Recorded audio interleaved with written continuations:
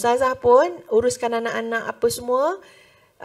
Antara benda yang kerap muhasabah tu adalah ada yang haram ke dalam rumah ni. Itu. Ada yang syubhah ke yang dah masuk dalam diri anak-anak. Itu memang kena istighfar banyak-banyak tu. Kalau kita tahu, boleh pulang-pulang.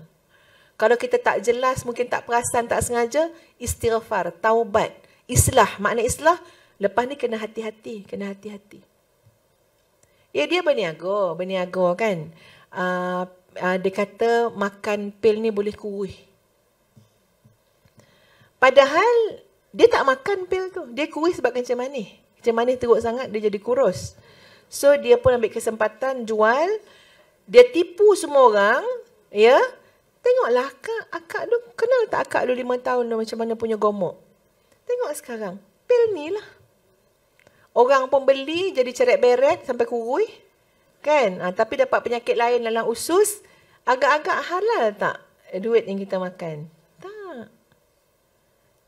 Kita punya pendapatan based on penipuan.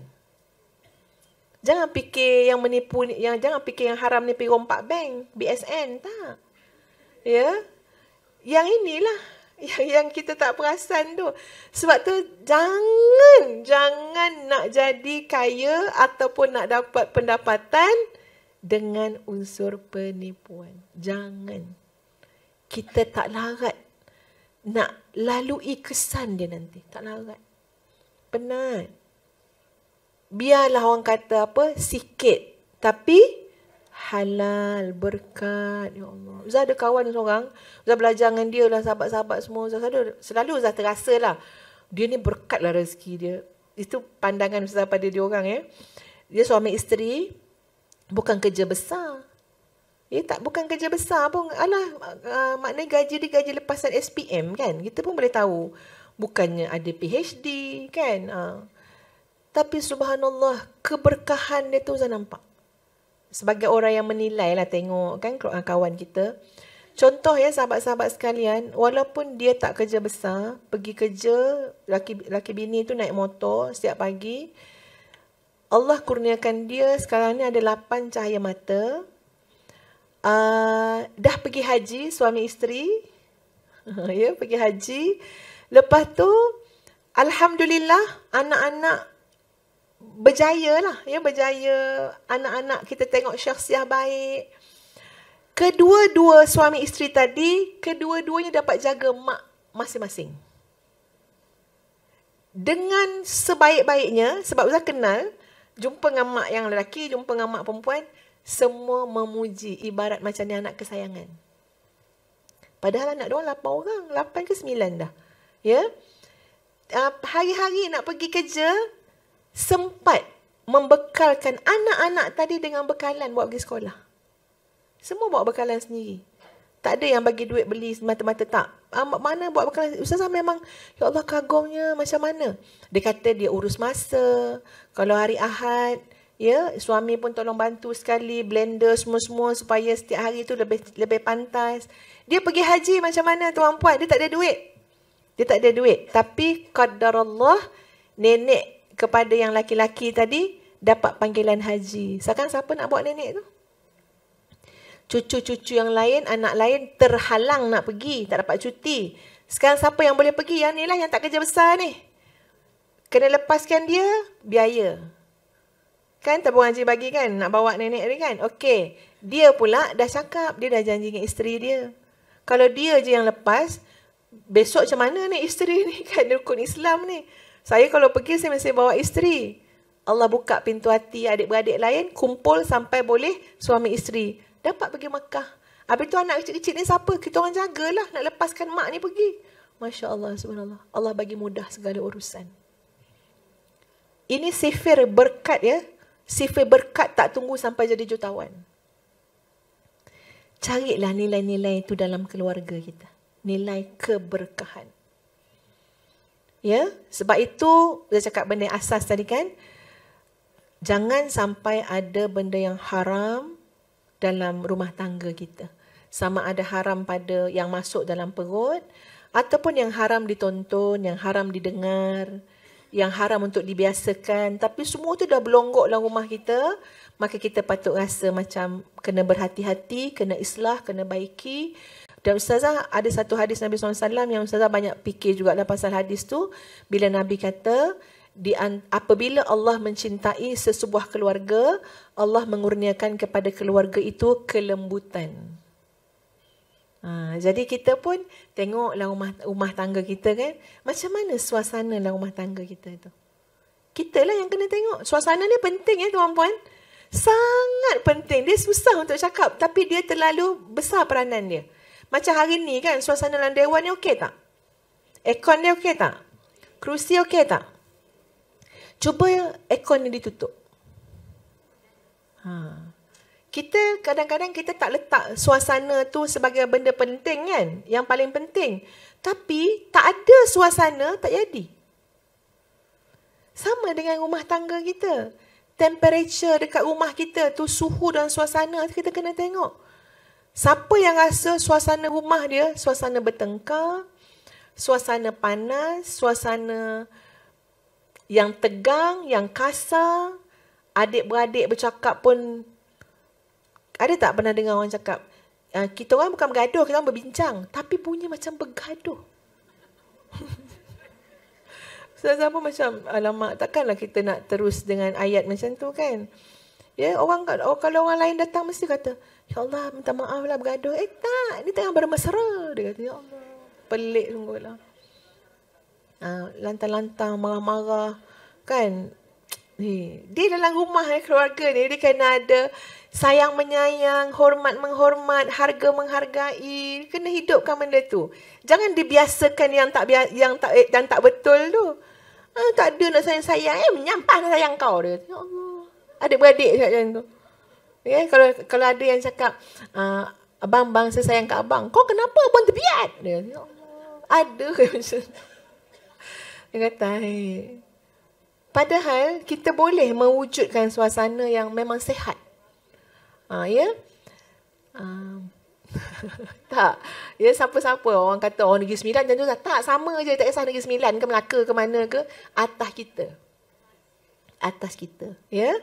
Kita boleh bentuk suasana yang lebih ni. Sebab apa? Sebab suasana tu penting untuk keluarga kita tadi. Baik, sahabat-sahabat yang dikasihi sekalian, Ustaz pun tak tahu dah ni poin yang keberapa. Kalau catatan puan-puan, poin keberapa dah?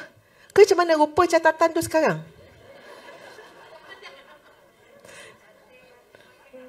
Dah jahanam Ustazah. Macam mana rupa catatan tu sekarang? Ya? Okey. Kalau ikut yang saya tulis ni, yang keempat. Okey. Apa yang penting adalah soal asas, tak kira zaman mana pun kita hidup, yang sangat penting adalah soal kasih sayang, perhatian dan kebersamaan dalam keluarga. Macam mana teknik yang kita pakai, teknik yang sampai tak pernah dengar. Oh, ni saya belajar kat Moskow teknik ni. Ambil lah teknik mana pun. Yang ni belajar dekat mana? Dekat Scotland. Dia tetap kembali kepada asas yang paling penting. Apa dia? Siapa dapat menumpahkan kasih sayang yang sewajarnya pada keluarga dia, dapat memberikan perhatian dan kebersamaan dengan keluarga, itulah pemenang, ya, dalam mendidik keluarga dan maknanya mendidik anak-anak juga. Itu memang kena balik kat situ. Ya, mesti. Ustazah kan, tuan-puan, yalah, bila dah tengok-tengok keluarga apa semua ni, saya pernah cakap dengan suami macam ni. Macam mana nak kata? Kalau orang katalah, Ustazah cakap dengan suami tu sebab nak bagi gambaran apa yang kita minat sebenarnya kan. Dia kata kalaulah orang nak suruh Ustazah jadi apa? Ini cerita cakap-cakap kosong je lah dengan suami kan. So jadi menteri. Tak ada siapa pun suruh jadi menteri. Ini namanya cakap kosong. Janganlah ambil berat sangat ya. Memang tidak pun. Ya. Tapi saya nak gambarkan pada suami, abang tahu bang, hatta kalau ada lawan suruh saya jadi menteri, Ustazah tolak. Bukan cakap dengan suami Ustazah, tak, adalah bahasa lain ya. Maknanya Ustazah akan tolak. Jadi nak main-main ni lah, cia-cia tu kan. Biar suami tanya, kenapa tolak? Macam tu kan ya. Lepas tu Suami pun memang betul lah, suami tanya, kenapa tolak? Dia katakan, nak tunggu yang tu lah. Jadi Ustaz pun kata, sebab Ustazah dah berbangga menjadi isteri dia dan ibu kepada anak-anak. Cia. Yang tu lah. Kan, ya? Kan? Ustaz cakap macam tu. Tapi sebenarnya Ustaz cakap tu betul-betul daripada lubuk hati Ustaz. Sebab apa? Lepas tu dia tanya pula, sebab apa kan? Ustaz kata, sebab Ustaz tak nak kehilangan ataupun susut nilai isteri dan ibu. Ustaz cakap. Sebab itu minat Ustazah jadi isteri dan ibu. Nak buat apa saya sebagai isteri dan nak buat apa saya sebagai seorang ibu.